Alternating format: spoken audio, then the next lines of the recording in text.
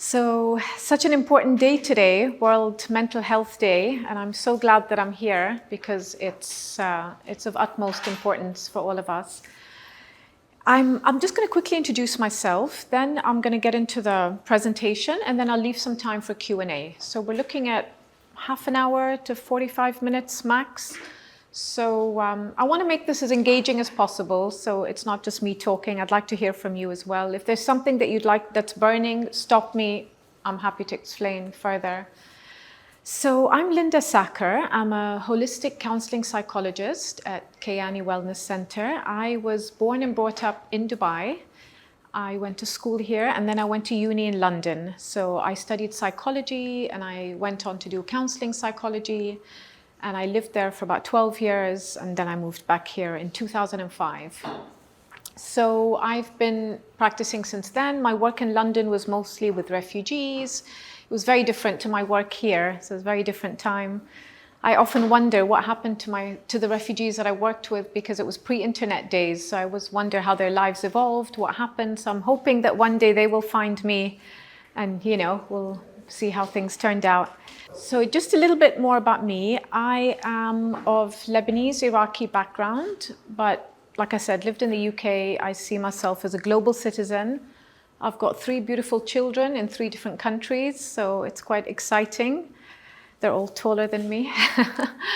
And and Keyani was my lockdown baby. So during lockdown, we had a lot of time to think, what do people need now more than ever?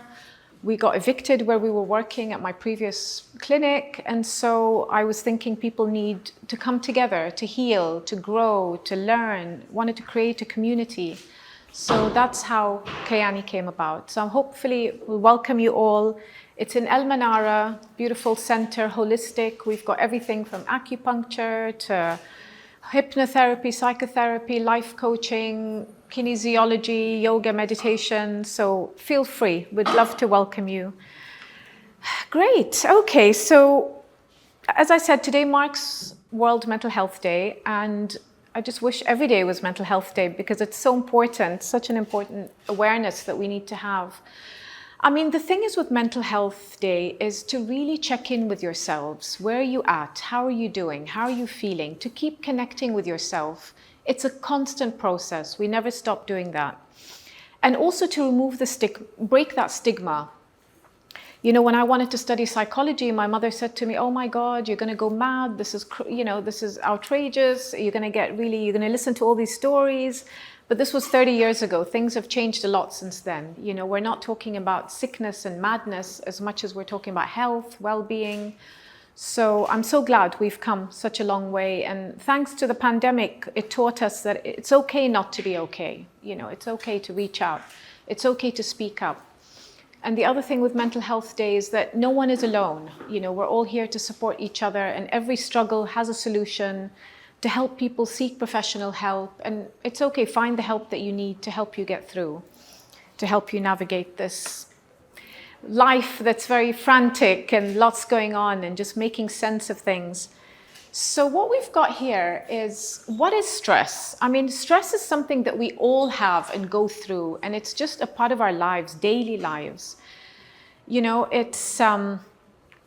There's a lot of, I think stress, we're all experts in stress, and I truly believe that it should be part of the national curriculum, really. It's such an important subject, and I do believe that if we have the skills to help us navigate, we can do so well in life. So this definition, stress is any pressure or accumulation of pressures, physical or psychological, that is too much for a person to cope with comfortably.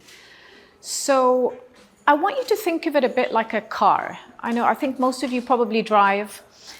If your car tires have the right pressure, you're going to drive smoothly and really well, and things are going to go great. But if your tire pressures are really low, you're going to feel every pothole, you're going to be very sluggish, it's not going to move as well. And if the tire pressures are very high, you're going to be like bouncing off and swinging, it's going to be a bit. So it's all about finding the right amount of pressure. And we need pressure. Pressure is what makes us, studies have shown that having the right amount of stress can actually motivate us, can help with be more alert, be more productive. So we want to move more towards a healthy stress and move away from the unhealthy stress. So there's an important distinction between being stretched and being stressed. So, there are certain events that are happy events can actually be stressful, like, getting married or, setting up a nice event, things, or going on holiday. They can be stressful. But the good thing about that is that you rise above the challenge. You get stretched, you're out of your comfort zone, but then by the end of it, you feel excited, you feel energized. When you're stressed, you don't have that, you don't rise above the challenge. You feel so depleted, you feel defeated, you feel really, it's not a good feeling. You feel anxious, you feel it's just this constant feeling that's bubbling inside. So we want to move away from stressed and more towards stretched. So where does stress come from? There are external sources and there are internal sources. So external sources could be anything from exams to jobs to bosses to demands of your family, deadlines. It's endless. The list is endless. But ultimately, internally, it's our reaction to the stress that matters. There is, these external factors are just 10%. And 90% is our interpretation to these events. So either we react to what's happening or we respond to what's happening. React is from a place of anger. Respond is from a place of calm. So we want to aim more to respond to events rather than be reactive. So there are 4 pillars to well-being, and I cannot emphasize enough the importance of better sleep. I think the foundation to working on our stress is to get better sleep. I don't know how many of you here would say they sleep well, show of hands. Not that many. I see this a lot in my practice. A lot of my clients don't sleep well. And not sleeping well, you don't have the energy, you don't have the bandwidth to be able to do good work, to be able to face the day, face challenges. Sleep is so important on many levels for our mental health, well-being, our immunity, our digestive system. So many factors are involved. And sleep it's all about sleeping at the same time, being consistent. Everything that we do, doing it in a consistent manner is going to get us good results. So, I know some people that say, oh, it doesn't matter, I'll just drink loads of coffee the next day. But this is like the worst, caffeine is the worst thing that can exacerbate stress. So I'm not against coffee, but again, keeping things in check, having 1 versus 5, there's a big difference. Caffeine keeps our cortisol levels high, we're constantly wired. So just keep that in mind so that you don't, it doesn't affect you. And also the thing is with sleep, it's all about having good sleep hygiene. We live in a very frantic, fast-paced life, and we go from this hectic world trying to sleep. It doesn't work. We need to wind down. I want you to think about it as in 3, 2, 1. So 3 hours before bedtime, no food. 2 hours before bedtime, no drink. And 1 hour before bedtime, no screens.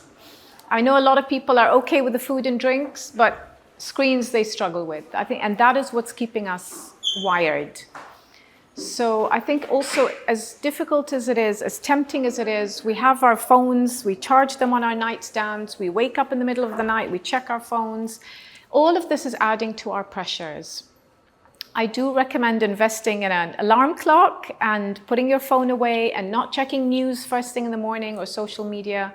These things will make a huge difference to your quality of sleep and to how your day starts. And less good sleep will mean less stress. So less stress we will discuss more as we go along, and it'll give you more, having more energy is important as well. To be able to cope with what's going on, you need to have that right amount of energy, which we'll discuss more, and mood boost. Having the right mindset is so important. A positive mindset could get you a lot more further than a negative one, so which we will get into. And you actually have a lot more control over your mind than you think you do. So that's all important. So well-being is not about being super virtuous and not having any fun. You know, some people say to me, oh, it's so much work, you have to be so disciplined. Well, you know what? The good news is if you eat well and sleep well and you do things well 80% of the time, the other 20%, you can have fun. It's okay. It's okay to, you know, slip up now and again. I believe in moderation, not deprivation. Anything done in moderation is actually quite, you know, you can enjoy life. So it's not about being super disciplined and not allowing yourself to just enjoy yourself. So there is a secret to well-being. Small things done consistent basis can add up to a hugely positive effect. When we talk about improvement and stress management, it's all about small baby steps. Small tweaks can have a big impact. You know, the brain cannot cope with too much change and all at once. We need to kind of slowly make changes. And prevention is a fundamental rule when it comes to stress.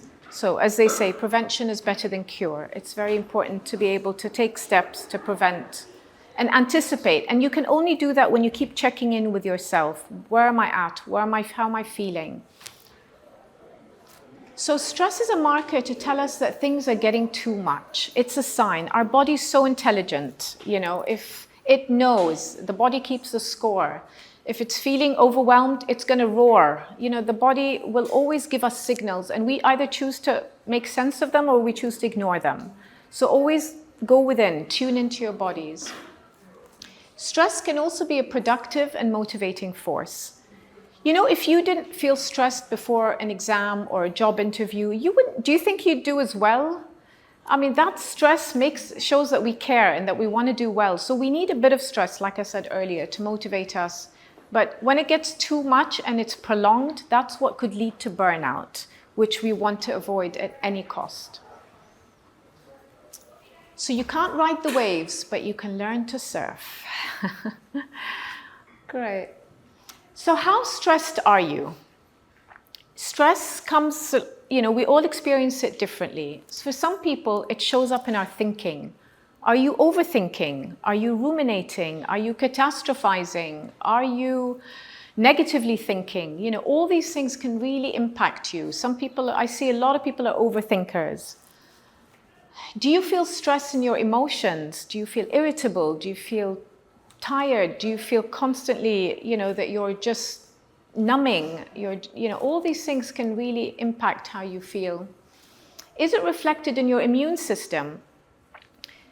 If it is, you will catch anything that's going around. You know, all your immunity is weakened, you will just catch it all. And also ailments you don't end up healing so quickly because your immunity is compromised. So for some people, they notice it in their digestive health. So also that's important, you know, stomach aches. So it's very important how you manage your stress. How does stress show up in your sleep? Again, some people can't fall asleep, insomnia. Other people fall asleep, but they wake up in the middle of the night and struggle to go back to sleep. And how does it present in your physical body? For some people, it's aches, pains, muscular tension, joint inflammation, headaches, you know. Can you identify with this? Yes, everyone's different, and one size doesn't fit all. But understand what's going on with you can really help you navigate. Let me ask you a question. Who do you think gets stressed more, men or women? It's actually women, because women are stress absorbers of their environment, and they're always the givers, and so they're the ones that are taking on so much, so it's really affecting them. So yes, just got to be very mindful. So this is my go-to stress toolkit. Number one, we discussed is sleep. Very, very important to wind down. Micro movements. Studies have shown that physical activity is one of the best things we can do for our mental health. It is so important because, you know, the endorphins are being released, the feel-good hormones, they motivate us, they energize us. So it's very important. We have an expression in Arabic that says, "Il haraka baraka," which means movement is a blessing. So I think it's very important to keep moving, and actually nowadays what they've discovered that sitting is the new smoking. So sitting is actually, for extended periods, is actually quite detrimental for our well-being and health. So even if it's 10 minutes a day, something is better than nothing. And please find something that you enjoy doing, because if you do something you enjoy, you're more likely to want to do more of it and more likely to continue doing it. If you're dragging yourself to do something and it's far away and you're not motivated and it's not sustainable, you're not going to carry on. So do find something that really makes you feel good and makes you energized. So nourishing your body. I know nowadays in this fast-paced world, it's all about quick fixes and, takeaways, and really everyone's just want an easy way out. But it's all about making good choices and finding that balance. And like I said earlier, 80% well, 20% enjoy your life and eat as you see fit. So feeding my mind, I know a lot of us consume a lot of negative stuff on social media, and we don't realize the impact it's having on our stress levels and our well-being. So just be very mindful of what you are consuming. Is this helping me? Is this hurting me? Is this inspiring me?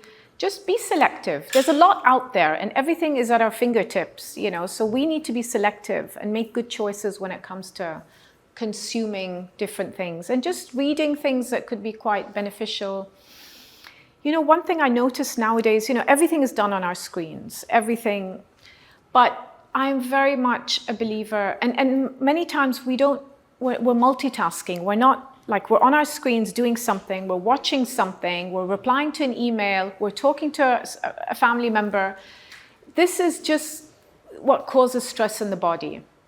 So I do urge you to be present in your actions. Do as much as you can. Be mindful in what you do, rather than just trying to get things done. And, multitasking does not exist. They say it's like driving drunk. It's not a good, definitely, we need to kind of pace ourselves. I think it's very, very important. So just being very mindful of that. They say like reading a book versus reading online. Reading a book is like deep sea diving. You go really deep, you're like, there are no distractions. Whereas reading online is like jet skiing, where you're like, pop-ups and ads, and you're getting distracted and your attention is gone on other things. So as much as you can, get yourself to read in a calm, without any distractions, and put your phone away so that you're focused on that task. So a degree of giving back. One thing that has really, really been helpful is something called a helper's high. Volunteering, helping others, give your time, give your energy, donating money, whatever it is, it's going to give you that feel-good feeling that you're actually doing something outside of yourself. It's not just about you and your needs, you're thinking about people around you. So it's doing these good deeds can be very helpful. Connection with the right people. I think it's very important to choose your tribe, select people that resonate well with you, that bring out the best in you, no judgment zone. What happens over time when you spend time with people that are putting you down or just very competing with you constantly, you feel drained and your stress levels go up. So be very selective when it comes to who you have around you. I think it's very important. Talk to yourself like a child. How many people here have this inner critic lurking inside of them, beating themselves up, putting them down? Quite a few. This is a constant, it's exhausting, honestly. I want you to have self-compassion towards yourself.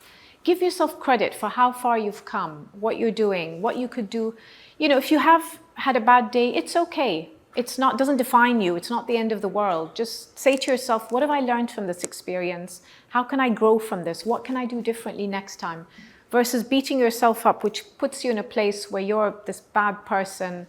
And that's not necessarily true. So self-compassion is key. Channeling your creativity. So creativity is not just about being artistic. And, it could be anything from baking to doodling to just experiencing something new, just think outside the box, really kind of doing something new and novel experiences can actually be quite uplifting. Learning how to say no, I think this is a big issue nowadays. And I want you to remember that every yes to someone is a no to yourself. So be very, very mindful of that. I know that we live in an age where we want to be everywhere all the time. I know with issues like FOMO, fear of missing out, we just want to be, we don't want to say no. But remember that every yes takes energy. You have to be present. That could take away from something that you would rather, that would energize you, that would make you feel better. So just be selective with your time. And the last one is a stress-free night in.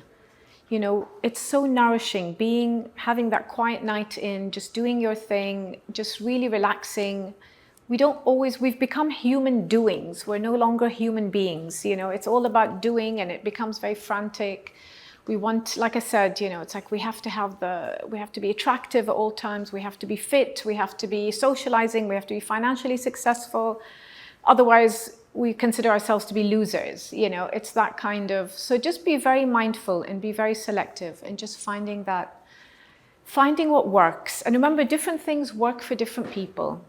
Some people might enjoy going for a walk. Other people might enjoy being in a more, kind of energy, sort of more energized environment. Just do what works. Different things work for different people. So in terms of prioritizing your time, there are 4 Ds. Do it now means it's urgent and it's important and it needs to be done now. So defer it means it's important, but it's not urgent. You don't need to do it now, but it needs to get done. Delegate it. You know what? You don't need to do it. You can delegate it, and that's just as fine. It doesn't take away from you. It just means that, you've got enough on your plate, and maybe there's someone else that, could take over. And if it's not important and it's not urgent, then just dump it. So it's very important how you manage. It's to keep things in check so that you're not constantly in that urgent mode. The urgent mode is what keeps us in cortisol levels high, and we're always having to fight or flight. I think, back in the day, our ancestors, they were battling tigers. We're still battling tigers, but not the ones that they were battling. Tigers in the form of people, stressors, deadlines, and they're always going to be there. So it's very important what you make of it and make it work for you. So how to be stress-free in seconds? So you can access these things anytime, anywhere. Self-care is not selfish. People think of it as, it's luxurious, but it's not. Self-care is actually, it's not self-indulgent, it's self-preservation. Breath work is something you can do anywhere, anytime, whenever things are getting too much. There's a lot of different breathing techniques, but a simple one to introduce you, I'm sure a lot of you have heard about square breathing. So inhale for 4, hold for 4, exhale for 4, hold for 4, and you can do this for a few cycles. Automatically, I guarantee you will feel better. It'll just calm you down. So you can do this anywhere. Attitude of gratitude. The antidote to anxiety and stress and depression is actually gratitude. When you start counting your blessings and seeing what is working in your life versus just looking at what's not working, it's going to elevate you. You'll automatically feel relieved. You'll automatically feel that you've just done something, it's just so rewarding. So I think it's very important to always, every day, write down one thing that you're grateful for. I usually tell people 3, but even if it's just one thing, the other day I had a client, and at the beginning of the session, her watch beeped, and she said to me, "This is my gratitude reminder every hour that I have to say something that I'm grateful for." And then at the end of the session, it beeped again, and she said, "It's a beautiful way to keep things in check." So fake it. When I say fake it, fun fact, our brain does not know the difference between when you are relaxed and when you're imagining being relaxed. So that gives us a lot of strength, knowing that. So just bear that in mind, So sometimes, the whole fake it to make it is very important. Face your fears. Stress stems from fear. And oftentimes there's nothing to fear other than fear itself. Fear is false evidence appearing real. It's our mind just tricking us and just constantly putting us in that state of fight or flight. And one thing I find really helps are affirmations as well. Like I'm doing the best I can with what I know. Like I said, have that compassion. Every day I'm learning, I'm growing, I'm doing what I can. So all these things can help you instantly, wherever you are. You don't need to be in a certain place or with a certain person. You can just do them yourself. Great. So thank you very much. And I'll leave it for Q&A. Great. Any questions? Anything that you would like to ask me? Sure. So more of a general question, but so as you may know, a lot of people struggle with managing their time, right? For different reasons. Maybe they tend to procrastinate, or some people have ADHD, ADD, and they struggle to manage their time. What are some recommendations you would give for people that are working or students, to manage their time better, like some tips, or other than like making an agenda or something like that? It's a good question. So going back to the do it, delegate, dump it, defer it. So that's one strategy, and always plan ahead of time. I know with a lot of students, everything is so lastminute.com. It's like, let's do it in the last minute, we'll wing it, and then something comes up in the last minute, and then you feel even more overwhelmed, more stressed. So preparation is key, putting structures in place. Your day doesn't start today. Your day starts the day before. Prepare in advance so that at least, if you need to have things ready, like your bag set, prepare it the night before rather than on the day you're scrambling and you're rushing and you're late. And so that's very important. And just making to-do lists and just going through them. And your to-do list will never be empty. There'll always be something. You probably tick off 4 things, another 4 things come in place. But also give yourself credit. Every time you've done something well, like I've managed, it's bit by bit. It's like a chunk of cheese. You wouldn't take it and bite into it. You'd slice it up into manageable bits to be able to, eat it. So yes, I think it's very important. And, if you do have ADHD, I think it's important to get help as well, because it's how your brain processes things. You're constantly distracted. Your mind is, and now the diagnoses of ADHD has skyrocketed thanks to our screens, because people aren't, our attention spans are not what they used to be.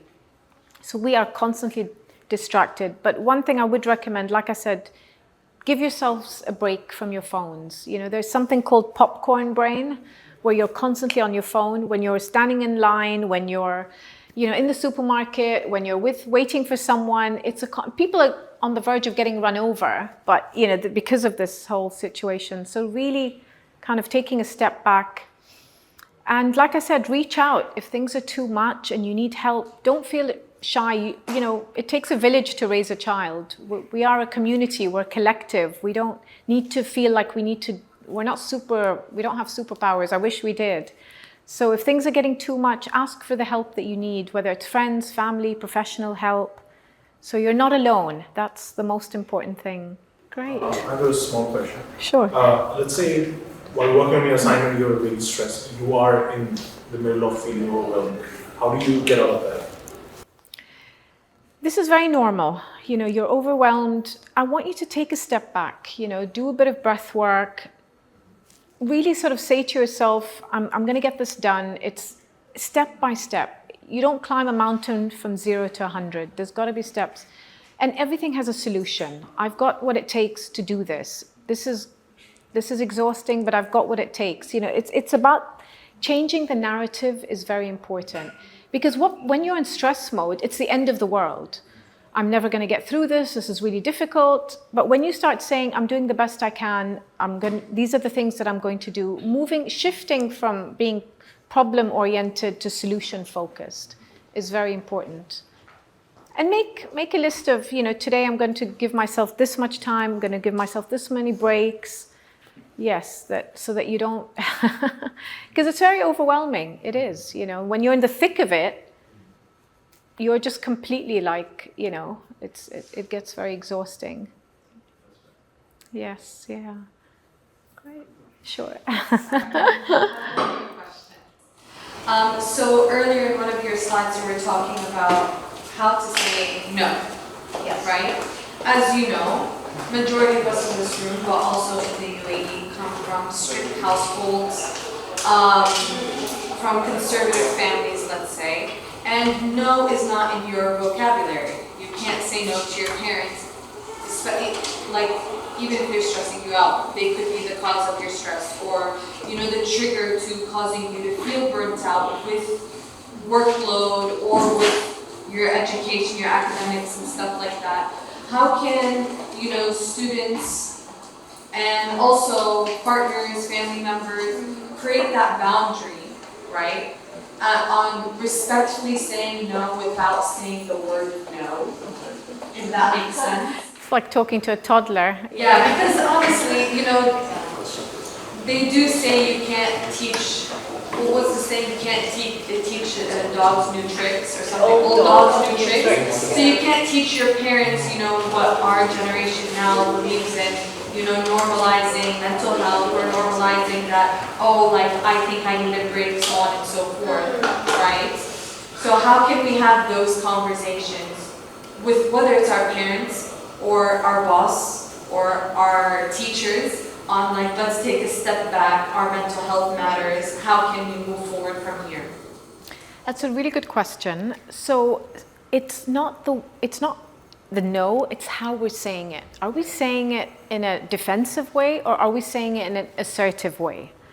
It's not that you're saying no, but sometimes it's about, I'd love to do X, or I'd love to do Y, or I'd love to help out, or I'd love to be, but I've got to do this for now, and then I'm going to get back to this. So rather than it becoming all or nothing, you're being compromising in a way. It's kind of like you're saying to them, yes, I will consider, but I can't do it right now. I can do it tomorrow, or I can do it next week. So you're not actually saying no, you're saying, or if it's completely then looking at how can we delegate it, or is it something that can be, but yeah, we don't want to use the word no necessarily, because that could create that boundary, that becomes, but yeah, it's how you say it. It's saying it in a way that is more assertive and not without feeling, because yes, it can be very demanding. Everyone is demanding things, do this, do that, get me this, but ultimately you have to decide what are you capable of doing in that given moment. So yeah, pick and choose, pick your battles as well. Yes, yeah, it's not easy, I know, because it's coming at you from every direction, and it can be very overwhelming. Without the guilt, without the shame, it's just, would love to, but not able to right now. Yeah. Great. Any other questions? Yes.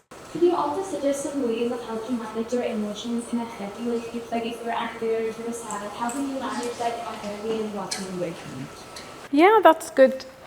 So anger, I always say to my clients, when you're feeling anger, I want you to stop, listen, think, and then act. What people do in anger, they go straight to act, and then they regret what they're saying or doing. And once you say something, you can't really take it back. That's in the moment of anger where you have to be very, very mindful. So let there be that space between stimulus and response, so that you're not just overwhelmed. And in terms of feeling sad or low, what I was saying earlier about changing the narrative, is there another way of looking at this? Rather than just getting stuck in what's happening, what are the alternatives? Is there, really challenge yourself, look at different perspectives as well, versus just, people get so stuck in one perspective that they just can't see clearly anymore. So make sure that you are actually looking at different perspectives, and there's a choice. You always have a choice. sadness, and, like I said about the 10% and the 90%. 10% people triggering you, 90% how am I going to look at this? Am I going to allow this to trigger me, or am I going to look at this in a different way so that I don't get triggered? Know your triggers. We're human. Ultimately, we're going to get triggered. It's part of life. Yes. Yeah. So basically, there's a saying that there's a toxic masculinity thing that men are not supposed to cry because it shows weakness. What do you think is crying a good thing? Is letting it all out a good thing, or a good habit when it comes to stress? Crying is such a release. It's really helps you kind of, this is so old, this boys don't cry, and and it's such a, it's generations upon generations. If you need to cry, so be it. Let it out. If that's your way of expressing and releasing that emotion, yeah, let it go, Better out than in. That's the most important thing. There's no shame in crying. But society and all these cultures have taught us that you've got to hold it together and, not show emotion, and it's a sign of weakness, and it starts from childhood. But I think there's no, just it's okay. It is what it is. Yes, yeah. Yes. This may be a very subjective and personal question, but I'll have to say a bit of background for this question. I've been previously diagnosed with a couple of mental illnesses already, and due to that history, there has been a lot of biological effects that still, it's retained till this moment. For example, like right now, every time I want to ask a question, I struggle to say that I'm actually palpitating, my chest is palpitating a lot, and I feel very sweaty, whatnot. And even the most common biological reaction that I get is that even in the tiniest inconvenience, literally the most unnecessary thing that does not require stress, I get severe headaches. So usually, I didn't really get proper treatment for it, and most of the time I was just recommended medications to alleviate that strain. But as a holistic psychologist, I wanted to ask for advice on whether you have more natural remedies for it, so that I do not increase the probability of over relying on substances instead. So that's why. Yeah, so first of all, thank you so much for being so courageous and for sharing and speaking up. I think this is very helpful for everyone to understand that it's okay not to be okay. I mean, the thing is with some people, given circumstances, childhood experiences, we end up getting wired in a certain way. But that's not to say that this is it, that this is how you were as a child, that you have to be like this forever. There are ways to change and cope and do things differently. And medication has its place, but medication only numbs symptoms. It doesn't get to the root of the problem. And when you work holistically, you get to the root of the problem. And there's so many different things that you could use, whether it's hypnotherapy, whether it's really understanding, connecting, whether it's talk therapy. I don't know if you're seeking help at the moment or just, but all these things can help give you a different perspective, help give you different coping strategies, a toolkit that can really help you, navigate life. But I don't want you to feel that I'm stuck with this, that I'm always going to have palpitations, or, it's something that you've had for a long time, but it doesn't have to always be this way. With the right approach and the right, it'll give you that confidence that, without feeling that kind of these. Do you suggest any specific coping mechanisms, as what she said, there are a lot of conservative parents, and my parents tend to reject the idea of continuing that treatment because, for example, even talk therapy, just a professional is hard. Yes. So I was wondering, since you're already here, do you recommend any specific approaches? You know, if it's not talk therapy, it could be anything from, let's say, energy healing, sound healing. It could be anything where you're in a situation, you know, we have so many, like acupuncture, there's so many things to tap into one's nervous system to make sense of what's happening. But there's no shame or stigma. I know talk therapy with traditional parents can be a bit, you know, what's wrong with my child? But in fact, again, it's about wellness rather than madness, you know, that's the thing. But just changing the narrative, breath work, you know, all the things that I talked about with the gratitude. But the big one is changing the narrative. Once you change the narrative, things will start to shift. You'll start to see things differently. Things will start to appear differently. So there's always a way, you know. Now with our brains and neuroplasticity, we're not just kind of, we have options and awareness is key. The more aware you are and the more, you know, knowing what's going on, and keep checking in with yourself. Why am I feeling like this? Is there another way of looking at this? Challenge yourself. Don't just get stuck in the moment and the emotion. You know, look at alternatives. Has this happened before? What are the chances of this happening again? What can I do differently? So it's about you being your own sort of detective, so to speak. Yes. Sometimes when people get angry, right, instead of going for that aggressive behavior and irrational behavior, they start crying instead of like a coping mechanism. So would you say that it's like a sign of like weakness? And how would you deal with like when you're angry, you start pouring into it? You know, when you're angry, the most important thing is space. Because in that moment, if you start crying, it's a way of, I don't have words, so you resort to crying. So either someone's going to lash out or, you know, so take that space, figure out, sleep on it, whatever it takes. We always feel like a sense of urgency, I have to react in that moment. But a lot of damage is caused during that time. So take that space, figure out what's going on. You'll have a fresher perspective and try and see things from the other person's perspective as well. You know, we get so like my way or the highway, you know, there's multiple different ways. Everyone is looking at it from a different angle. But the most important thing is, a tool that I find very helpful is what we call the XYZ of communication. When X happened, I felt Y, and I would much rather have Z happen instead. So this way, you've put your cards on the table, you've said what happened, you've expressed yourself, and no one can take that away from you. The minute you say to someone, you did this, you did that, they get defensive. You know, avoid the word you, avoid the word should, you should do this, should do that. Avoid never do this, you never do that, and avoid always. You always do this, you always do that. We're all guilty of this, but just be mindful. There are certain words to be avoided, and when you're calmer, you can come together and actually communicate, because communication is key. Sometimes you may feel like, after an argument, you may feel like regret or some sort of feelings of guilt. Like, how exactly do you deal with those kind of things? Or you regret saying something or regret like doing something.